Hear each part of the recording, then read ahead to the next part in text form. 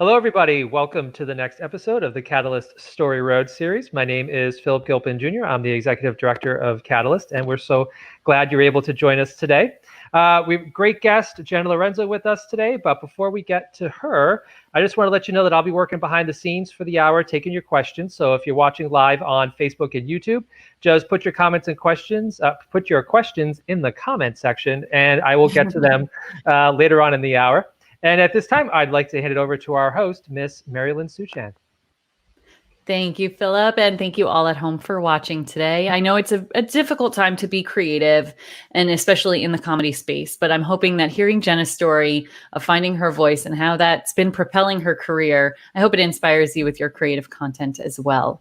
So thank you for joining us. This is Jenna Laurenzo. She is a director, writer, and producer and star of Lez Bomb on Netflix. Lez Bomb was Jenna's follow-up to her short film, Girl Night Stand, which garnered over 10 million views and drove online cultural conversations for months. Jenna was selected for Shoots Online's 2018 New Director Showcase and the Film Society of Lincoln Center's 2018 Artist Academy. Jenna is currently developing her next feature with Red Hour, and most recently, Jenna was selected to participate in the 2020 inaugural class of the See It, Be It Filmmaker Fellowship. Congratulations. Thank you. And thanks for having me. You're welcome. Am I breaking up a little bit or am I just a tiny bit? You're welcome. Tiny bit. Okay, if it happens again. I think you're easy breezy now. Okay, great.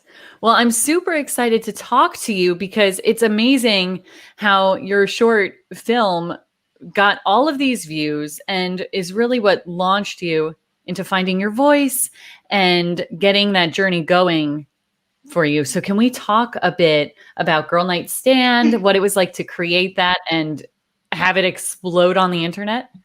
Yeah, I mean, sure. I think a part of it is just a happy accident, and sometimes I think these things sort of appear out of the ether for whatever reason they want to be told. But I had once I made the decision, because I had spent so many years trying to attach an actress and a director to Lez Bomb, and without the financing in place, it was really challenging because you have no money. So how do you get people to say yes? Right. And so multiple people kept telling me that I was going to have to do it myself. And once I sort of committed to that decision, I decided to do a short film as proof of concept. And I was just kind of thinking, what would that look like? And I wanted it to be something that I could potentially develop for maybe TV or something separate to Lez Bomb as well. And this short sort of just hit me while I was walking home from a yoga class. Called Girl Night Stand. It'll be this really awkward one night stand, and I'm just gonna make it for nothing. And then I was working at Watch What Happens Live at the time, and one of my producers there connected me to a blog that was specifically for the LGBTQ plus community, and then we teamed with that blog to do an online release of the short. And then the short sort of took on a life of its own from that moment forward. I mean, I can't explain what happened, but it was lucky. Yeah. So you had the idea for Lez Bomb first and then created Girl Night Stand from that? Yeah, because I really wanted to show that, look, you can say, this is my story that I want to tell, and there's an audience that is hungry for this content. But it's so much easier to show that when you have analytics, and you can show that appetite in real numbers for people who, and it translates to a financier in a way that just every passion goes really far and enthusiasm, but having something that feels concrete is helpful. Yeah. So what was that moment for you where you said, this is the subject I need to write about? I need to write about my experience dating women and finding my voice as an LGBTQ plus artist, and fears with that. Yeah, for sure. I think it was more, I think in the years prior, I had spent time writing things that I thought people would be interested in versus really targeting what I was most interested in. what the themes, the core themes that I really was inquisitive about, and also asking those questions myself. And so with Girl Night Stand, like everything that's so uncomfortable in that, and like quirky and sweet, is very much like who I am in a vulnerable way, which it made me uncomfortable, and because it feels like revealing. It feels revealing, but ultimately, I've learned that I'm always I'm like getting close to being in tune with something, like when I start to get uncomfortable. Yeah, they always say that, run towards the thing you fear the most, right? Yeah, the obstacle is the way. I love that book. Yeah. Yes. Oh, the obstacle is the way. I got to read that. Yeah. I just know the one quote. Yeah, no, I think there is something to, for me, I try to, and this has been an ongoing process, I think my whole life, is when observing when I'm like an arm's distance away from something versus when I'm in it, like not being on top of it, being sort of like rooted in it. Right. Yeah. So you said you made this short for nothing. A lot of favors. A lot of favors. That's amazing. Yeah. I mean, yeah, my editor and the cinematographer I work with, I've been working with them since 2011. And I was like, let's just do this thing, and then hopefully we can make a movie. And you know, you say these things like, and you hope for it, but then when it happens, it's like, oh my God, we made this thing and now we're gonna make a movie. That's so inspiring, because I know there are a lot of creators who get nervous that, well, but maybe if Netflix says they'll put the financing behind to make the feature, maybe I won't get to be a part of that. And then I just invested my time for free on the short. And so did you have to defend the crew you wanted? So yeah, well, Netflix came down the road because we made the film with an independent financier, who was like, the fact that he trusted me and my team, it just like speaks volumes to him, and like I just am forever grateful. But yeah, like I had to be like, these are the people that I feel so strongly about working with, because there's a rapport, there is a history, we have a shorthand. I trust them, and we tend to be very in sync. And in terms, we shot the film in 15 days, and when you're moving that quickly, especially with a feature that's fast-paced comedy and a pretty big cast, I think it's important to have that rapport and shorthand. You did the feature in 15 days. Yeah, and then we were supposed to have 3 pickup days, but then it was cut in half. I'm always like, we had 15 and a half days and 2 blizzards. Oh my gosh. Yeah, it was crazy. That's insane. When you said 15 days, I'm thinking, oh, the short. No, the short we shot in 2 days. Wow. 2 blizzards. How do you work with all of those obstacles? I don't know. I mean, at the end of the day, I think I try to look at those moments, because the initial impulse is panic, you know, right. Oh crap. And then, but then trying to like pivot very quickly and figure out where there's potential in the problem, because I've always found that if I can step back and just like take a moment, usually a little gift shows up, like an idea I hadn't had that ends up serving the project in a way that I hadn't anticipated. And like one of my favorite scenes in the movie came out of that, because it was supposed to be an exterior scene, and then it was snowing, and then all of a sudden it had to be an interior, and we rewrote that scene during lunch, and that scene wouldn't have had the breadth it had I not been working with the editor. He was cutting a rough assembly as we were going, and then the snowstorm forced us to like review, and then seeing how quickly everything was moving, it was a perfect opportunity to have just like a quiet moment between my character and the character of Haley, and that wouldn't have happened had it not been the snowstorm. So, oh my gosh, which scene is that between when we're on the bed and we're like in the motel room and we're yeah. Oh my gosh, my roommate and I were cracking up at those the blankets on those beds. Yeah, I know. It's like it's like all that stuff that those details that I think are so important. Right. And to your point, yes. I mean, it turned into this lovely, intimate pillow talk moment. And yeah, that really did work out to your benefit. Yeah, so sometimes these problems there's an opportunity, there's a potential in it. Yeah. And even the space where the Thanksgiving dinner ends up being held at that motel. That's my mom's motel. Really? Yeah, my grandfather built that. Wow. That's my house really too. Cool. That's my family house. It's now I go home and I just think Lez Bomb. Yeah. So now all of the characters in Lez Bomb, are they all pretty much based on your family, or did you quirk it up quite a bit? I mean, they're very like my parents, I think Deirdre and Kevin Pollak really nailed my parents. And and then the grandparents, they're probably a little bit more immature. Not immature, inappropriate. They're definitely mature, but their sauciness, I'll say, is my grandparents aren't. Although I don't know, it depends on who you ask. Yeah. Oh my gosh. They cracked me up when they were getting out of the car with the comments they were making back and forth to each other. I don't want to ruin it for those at home who are going to watch, but oh my gosh. Yeah, that's one of my, I love that moment. Yes. So were your parents nearby watching you film to just laugh and go, oh my gosh, that's us, isn't it? That's what we do. Yeah. I had said to them, I didn't want them on set for a week because I wanted Deirdre and Kevin to make choices, but my parents stayed off set for 45 minutes.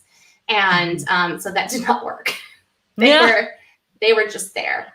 They were just there the whole time. Yeah, no, they were pretty good. They gave me some space, but everybody thinks it's really exciting to film a movie in a house until you actually see crew wearing boots, stomping through carpets. My mother is still not happy about her carpets being ruined. Yeah, no, I'm OCD as well, and I don't want most crews in my place. Right. Yeah. So I understand what your mom is feeling. Yeah, I get it. Yeah.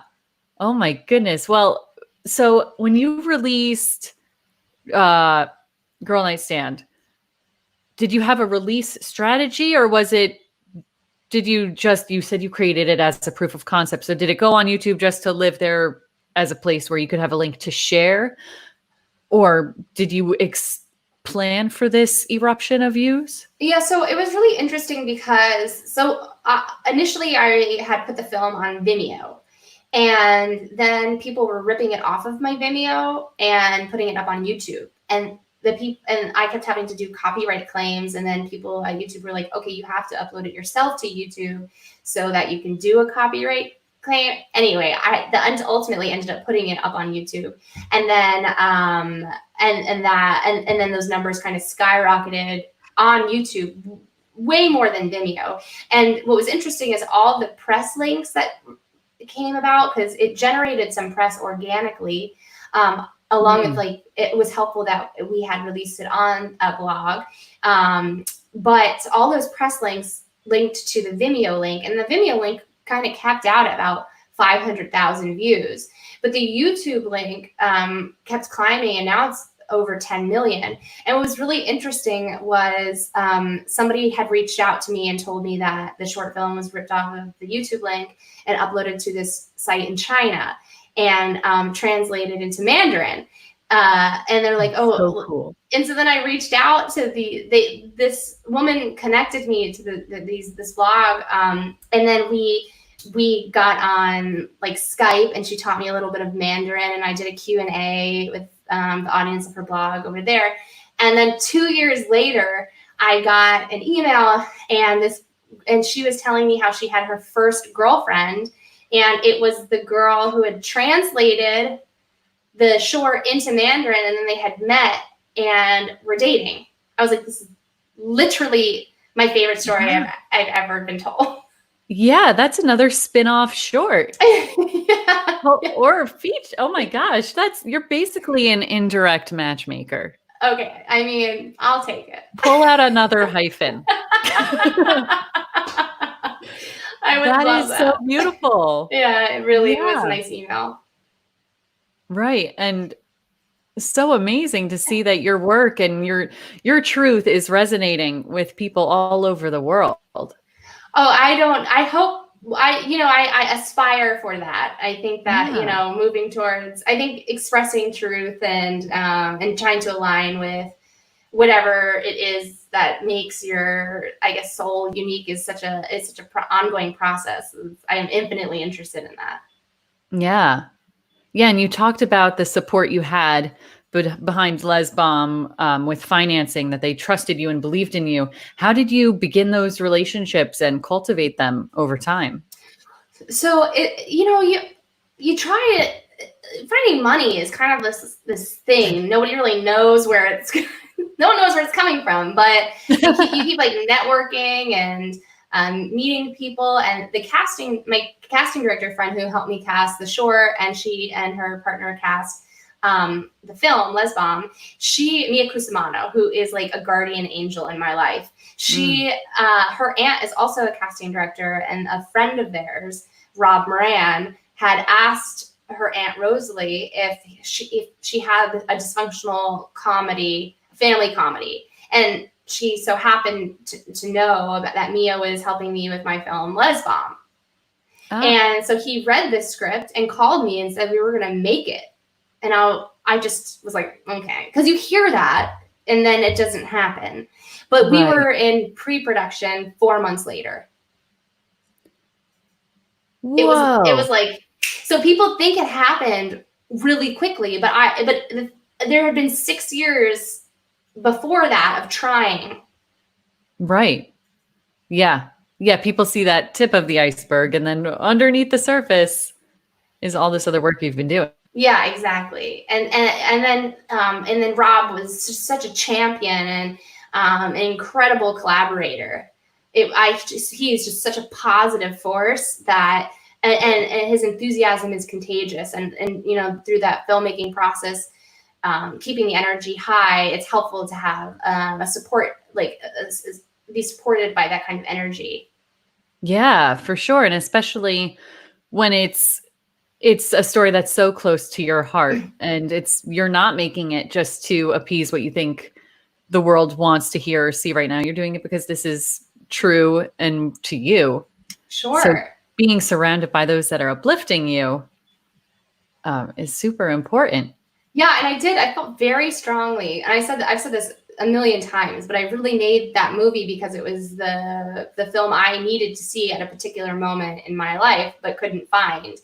And having a comedy with a happy ending, with it like a lesbian comedy, was important to me. Yeah. Did you have mentors along the way? There were a handful of people who encouraged me to question how I wanted to push the LGBTQ plus narrative forward. There's a long tradition of films in that space that have given us, there's these building blocks of kicking the doors open and creating content. And then how do you take the lessons of those films and continue to build upon those and hopefully move it more into a mainstream visibility, because ultimately that's how we can impact change and empathy and acceptance and continue that. Yeah. Yeah. So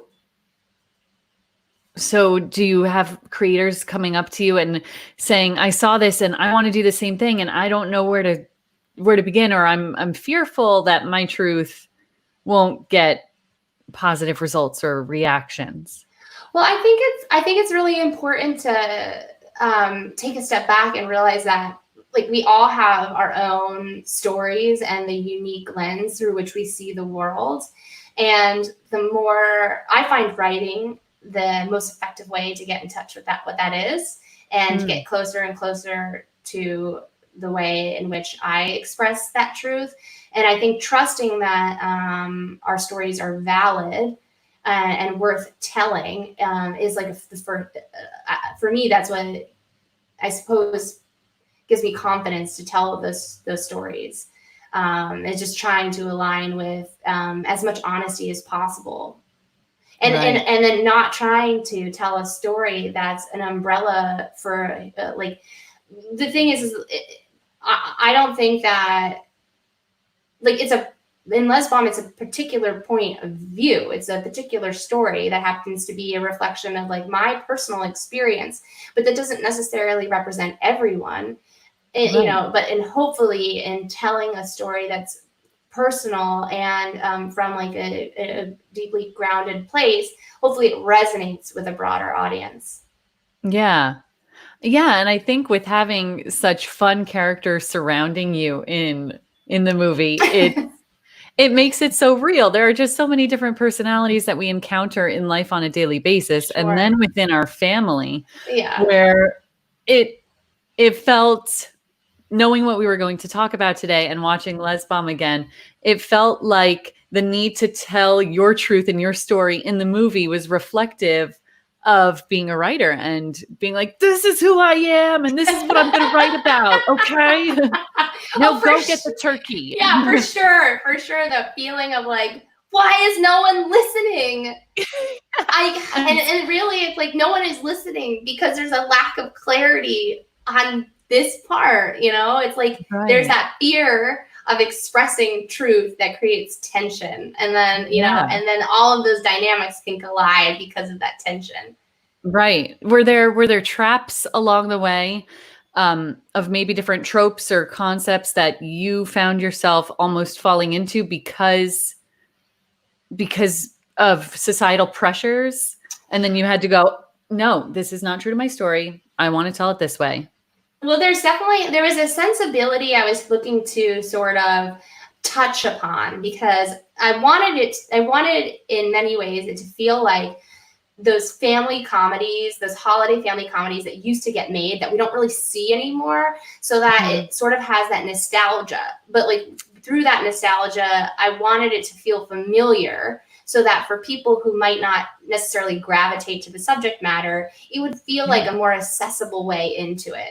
And then hopefully, like, it'd be a surprising journey that could maybe crack open some empathy if needed, and more maybe a greater understanding. Yes. Yeah. And then in terms of the tropes, I think just trying to make them as specific as possible to serve this story. Right. Yeah. And they are very specific. And I was thinking, what was it like on set? I mean, the good thing is you had so much personality given to you that there was a lot to work with. And but I was also thinking, was it difficult at times on set to make sure it didn't get too character-y and lose its grounded nature that you needed to get your story out? Yeah, sure.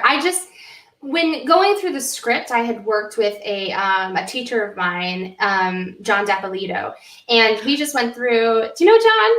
I took his that seminar on niche. What is it?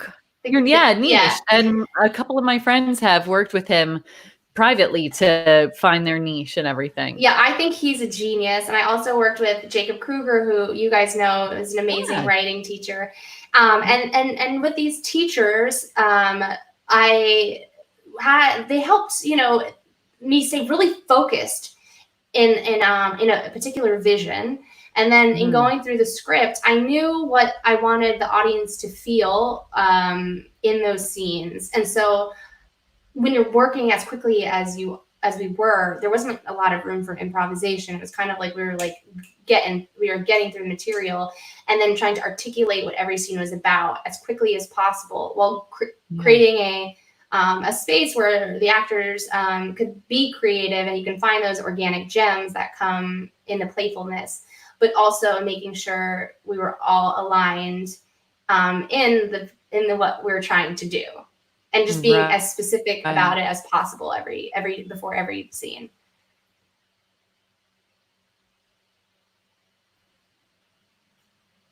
Oh, I think you're back a little there. You're back. I'm back. Okay. Whew. Thank goodness. So you said you're working on another feature, and we had Girl Nightstand, we had Lez Bomb. Do we have Lez Get Married coming, or what? Oh my God, that's hilarious. let's get married. I don't know, maybe. I think that maybe in the future, right now it feels like I've put that chapter aside, like that whatever that journey has been like checked off. Yeah. But I don't know. I love all those actors so much that I mean, if there's an excuse to bring everybody back together, I would jump on it. Yeah, 100%. Yeah, maybe. Yeah. Let's plant that seed. Yes. Planted. And before we went live, we talked a little bit about networking and how you've used festivals as a way to begin relationships. Can you talk a bit about some of your networking practices? I think that I just like to stay open. I guess I don't know. Yeah. I guess I don't think about it so strategically, but I think there's a little intuition involved. Kind of, you walk into a room and you sort of know who you're gonna like hit it off with, or like. And I think people that I find that you'll connect with the right people you're meant to work with. Especially in working with John, for instance, Dapolito, and talking about like what your niche is, and the themes in which you're interested in exploring as an artist. And I think having that information or knowing that about yourself is really helpful when you are connecting with people, because you'll see the themes other people are interested in working with. Because like as somebody who's interested in like love, pining, comedy, I'm not most likely going to be telling the next great zombie film, so like, right. It sort of narrows the plane. It sort of narrows. It's like, okay, I don't need to waste my time over here because that's not for me. That's for somebody over there. I'll go this way. Yes. Yeah. And yeah, is there anything you could tell us about what you have coming up? Oh gosh. Let's see. It's a comedy. I like to stay in comedy. With love. Yeah, lots of love. There will always be love. I am a sucker for love. Yeah. I guess it's an ongoing, it's writing and rewriting. The feature that I'm working on now, I'm really excited about. And the TV project I'm working on now, I'm also excited about. And they're just completely different, but they both keep me curious. Yeah. Yeah. So for those listening at home right now, thinking, okay, I'm honing my voice and I'm speaking my truth in my scripts.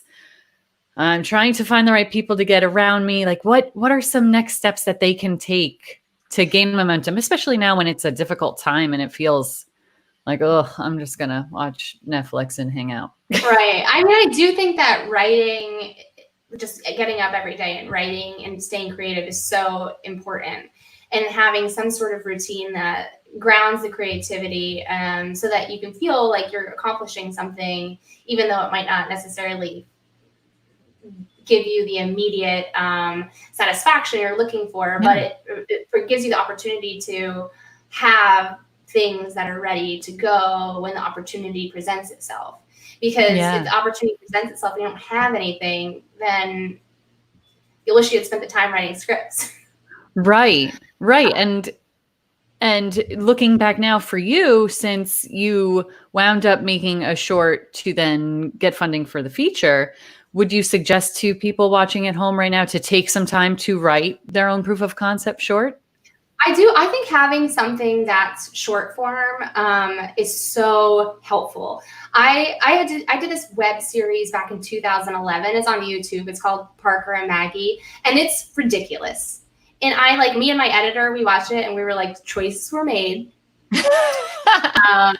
It still lives on the internet. And I'm like, my parents watch this. I'm like, oh my God. But it was funny.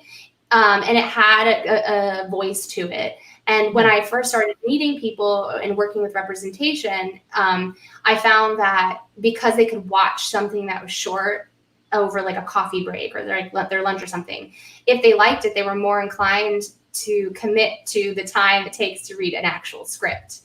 But like if they just get a script, I'm always like, how often do you really get excited about doing someone a favor? And I feel like that's what people feel like when they receive just the script. It's like, oh, I just set some time aside and like read this thing from someone. I have no idea who they are. But like if they have a little something they can watch, if they like it, then they're more willing to make space to read that. Yeah, that makes a lot of sense. I mean, and especially if you're sending features, those are very lengthy. So that's a lot of time you're asking them to invest. Yeah. Versus sending over like an 8 to 10 minute short. Mm-hmm. And the people you said that you met, I think you said 2011, 2012, that you've been working with. How did those relationships start? Where they are just a group of friends and you're like, let's make some stuff and do things? Or it's so random. I have this like sort of belief that if I just like talk something enough, like it sort of just like percolates. Yes. Like if I just like pretend like it's happening, it's helpful. And I was at a coffee shop talking to this guy about this thing I want to do, this web series. And I was like, I don't know. I just like, I have to figure out how to shoot it. I need a shooter. I don't even think I was using cinematographer. I need a shooter. It's like, oh God. But like, it's like, what is like, and I was like learning the verbiage in the business and what Kickstarter meant. We did a Kickstarter and he was like, I have a friend who's a cinematographer. You should meet my friend. And I sat with his friend, and his friend was Gabe. I never saw that guy again, by the way. He connected me with Gabe, and Gabe became the cinematographer I've used for so many years now. And Gabe introduced me to Bill Saunders, who's my who's the editor I work with all the time. And so it was just these introductions that just happened because I communicated really what I wanted. Yeah. Which I think was also something that in working in restaurants so long, I found myself feeling apologetic, saying I wanted to be, I guess, an artist. I felt like when you have conversations with customers or whatnot, I found myself feeling like I had to apologize for wanting to sort of pursue what felt like a pipe dream at the time. But then I sort of put my foot down I just remember putting my foot down and being like, no, I want to do this. I don't have to apologize for it. I'm just going to sit, like, this is what I'm going to do. And once I sort of like opened up about that, I felt those connections organically started to percolate. Yeah. Yeah. And then maintaining them over the years. I mean, I think that's really beautiful. And it shows that your crew must have felt very appreciated by you to keep saying like, yeah, we'll do this. We'll make this short. What's next? I mean, yeah. I love them. I adore all of them. And like, I've had so many of my favorite memories are with them. And my biggest laughs. I mean, my editor, we've been working together for so long. He knows all my nervous tics and like, often walks me off ledges. I'm feeling like really intense about something. Yeah. Well, you do wear a lot of hats, so there must be a lot of pressure on you to wear all hats and wear them all well, especially when you have all this financing coming in to make this feature and people are trusting you to execute. Yeah, sure. I don't know where I read this. I heard it somewhere about just surround yourself with people who are smarter than you. And I just try to, I try to do that because it forces me to learn and grow. And it makes it so incredibly exciting because this is this continuously expansive process. Yeah. Yeah. I've heard if you're the smartest person in the room, you're in the wrong room. So absolutely. Yeah. I was like, I get caught in shots where I'm like, can you tell me more about that? Go, what? Right. Well, I see we have a couple questions coming in, so let's hop over there and see what we're getting. So this is from Mike. Is there a balance between writing and working to get a project going? Or do you focus on writing 100% for a period, then 100% time on networking, or something in between? Oh, that's interesting. Yeah, that's a great question. Yeah. I think that what works, I think it's different for everyone. For me, focusing on writing is so important, and like kind of shutting out the rest of the world so that I'm giving that script the necessary time it needs to develop. so that I feel like it's in a good place that I would want to show it once the networking happens. In the past, I found myself networking a lot more, but in that busyness, I wasn't getting as much quality writing done, in my opinion. And I think that some people can do both at the same time astonishingly well. Just for me, I'm better at being a hermit for a period of time, and then kind of like reemerging. Yeah, and then because you shot Lez Bomb and then took the finished product to Netflix. Is that right? So we shot Lez Bomb. It premiered at Geena Davis's film festival in 2018. And then we sold it, and it had a theatrical release in November of 2018. And then the distributor sold it to Netflix. And so it was on Netflix that January of 2019. Okay. So were you in those meeting rooms, or your distributor took care of the meetings with Netflix? Takes care. I mean,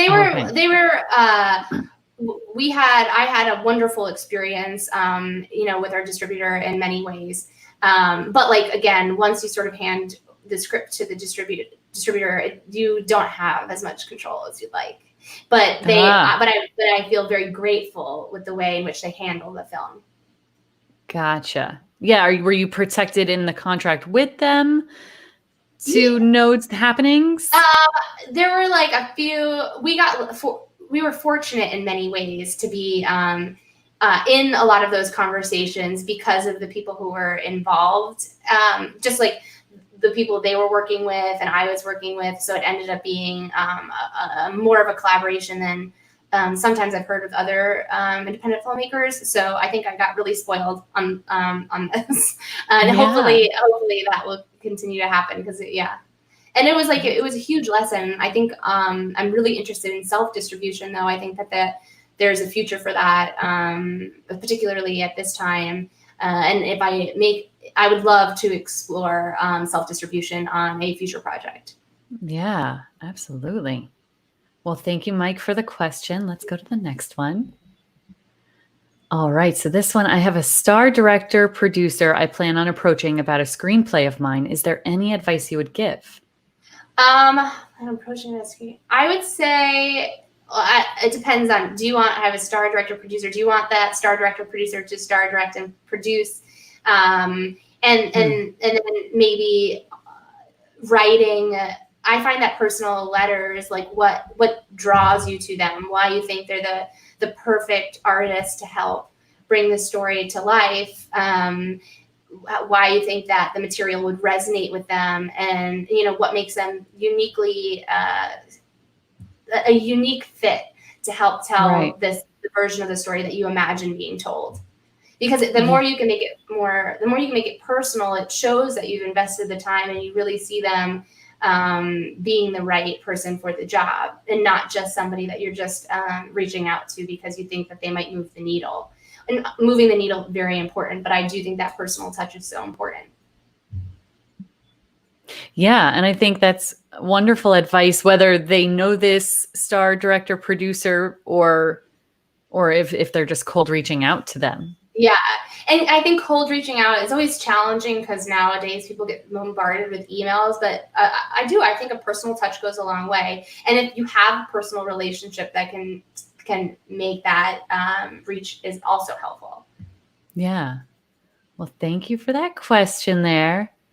So if you could go back now to Jenna when she was just starting to write and get into the industry, what advice would you give her? What would you tell her? I think I would say to get really specific about what success looks like for me. Yeah. Because I think it's so easy to want to compare what other people are doing or what other people's paths are. But ultimately, like this career, there is really no path. You sort of have to create your own path. I suppose in every career. But I think when you get really specific about like why it is you're doing what you're doing, the stories that you want to tell and the people that you want to collaborate with, you sort of give yourself a bit of a roadmap, which makes it easier to navigate. And I also think it is like really helpful in grounding yourself when things feel like they're spiraling, so that you don't do that thing where you start comparing yourself to a million other people, but you're like, no, this is what I want to do. So just focus on that. Yeah. And then being open to opportunities as they present themselves, of course, but like really staying specific about what it is that you want to do, the type of people that you want to collaborate with, and then just aligning yourself with people that you have a great time with, but also who challenge you and force you to grow. Yes. Love it. Well, we do have another question that came in. Let's hop over to that. All right. This is Stephen Miller. What do you do when you don't have anyone who will read your work and give you feedback without having to pay for it?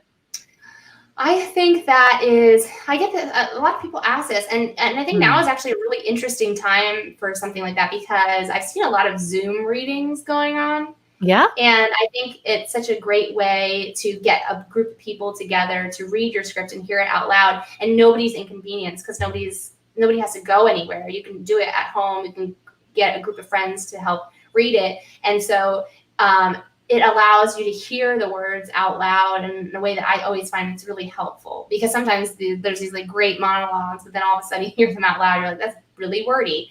And I've always found that to be helpful in shaping and editing, but asking friends to get together makes it more fun, versus sometimes if you just ask one person, it feels like a lot of work, versus a conversation, which lightens the load per se. Right. Yeah. Who in your network will want to be part of that? Even I do a writers group on Fridays, and some people in the writers group are solely actors, but they love sharing what they think on their side as an actor. And then some are just writers and don't love the acting side and give notes that way. Yeah. But you can get a lot of. What you say? Go on. Oh, go. You go. I think sometimes when you ask for notes, it can feel like a lot of pressure for one person. But if you ask a few people to get together and just have a conversation, you're going to get those notes, but it doesn't feel like one person's responsible for them. And then it takes away having to be too sensitive and all of that stuff that comes with that.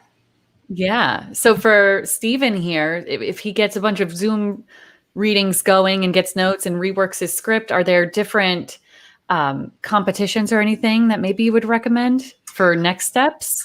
Yeah, I don't know that world as well. I know the Austin Film Festival. I have friends who've had amazing experiences with their script competition. And obviously Sundance has amazing labs that you can submit to. But I know there's like resources. No Film School, I feel like, is a great place that posts where those labs are and competitions are. I think it's No Film School that I've seen lists.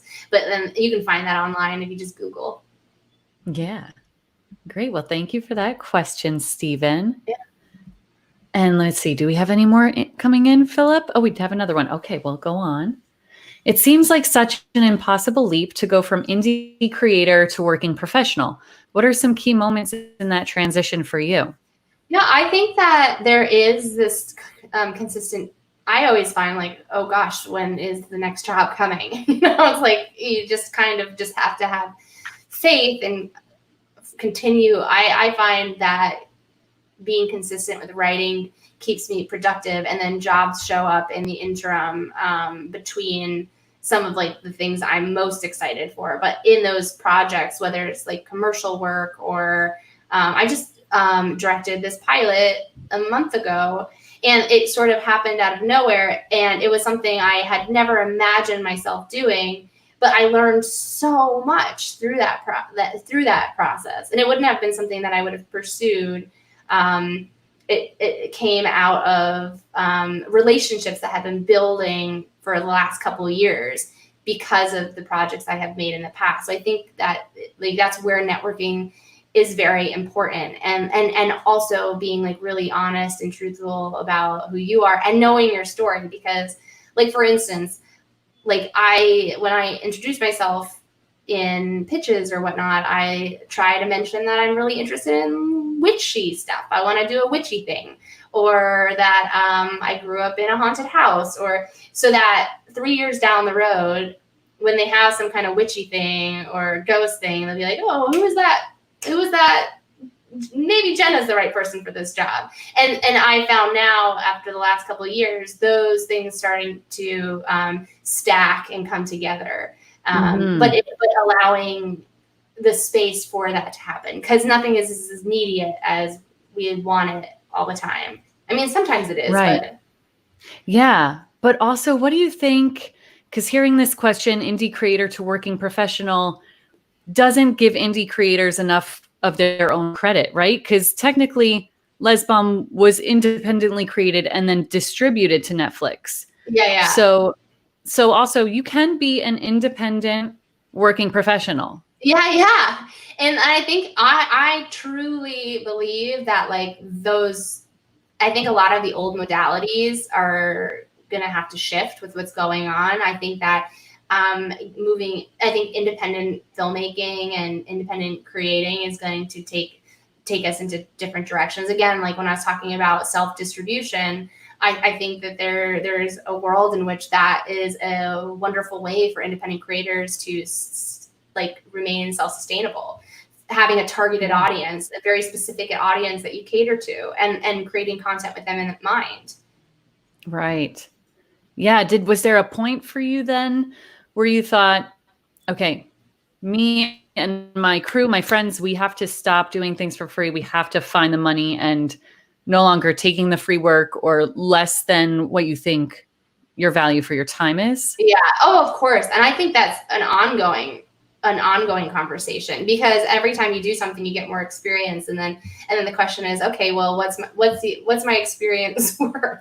And then having those conversations, being willing to have those conversations, is so interesting to me. And I think that when you say, like, was there a moment? Yeah, of course. It's like, yeah, I'm going to make this film now.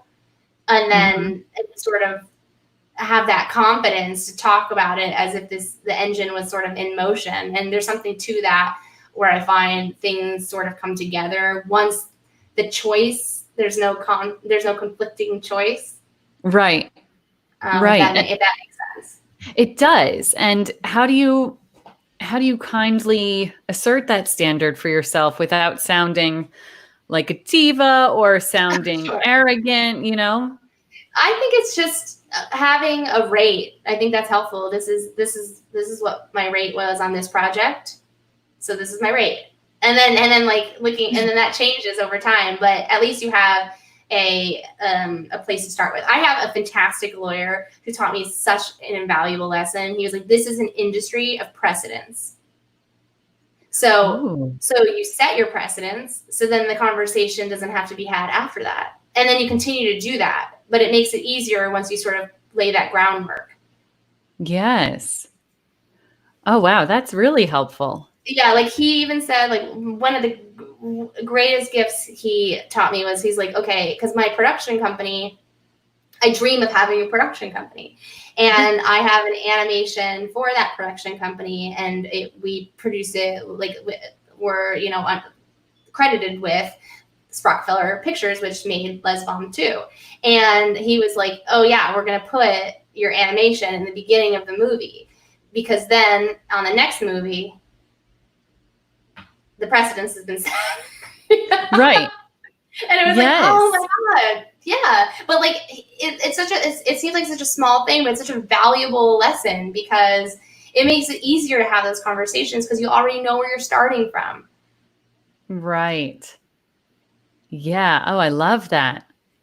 How did you know this lawyer for a long time? How did you get in touch with them? We met at a thing. I don't even know. I said I want a lawyer. And this woman heard me, and she said, you should meet my husband. And like literally turned, and he was right there. And we've been working together ever since. Okay. So like next you got to tell us about your crystals and your meditation methods, because your law of attraction is on point. When my wires are like working and not confused or sending mixed signals. Right. Yeah, you're in flow. That's hilarious. That's amazing. I Well, do this has meditate. I'm been- a big fan of meditating. Yeah, me too. Got to I clear will out all the urge junk that. sometimes. Yeah. Well, this has been a very inspiring chat, and thank you so much for your time, everyone at home. Thank you for all your great questions. And speaking of these, we do have a webinar tomorrow at noon on starting your own production company. So hopefully you can tune in for that. That's noon Pacific Standard Time. But Jenna, thank you again for joining me and for all of your words of wisdom and positivity. Oh, thank you. It was such a pleasure chatting with you. And we'll see you all next time. Take care. Bye.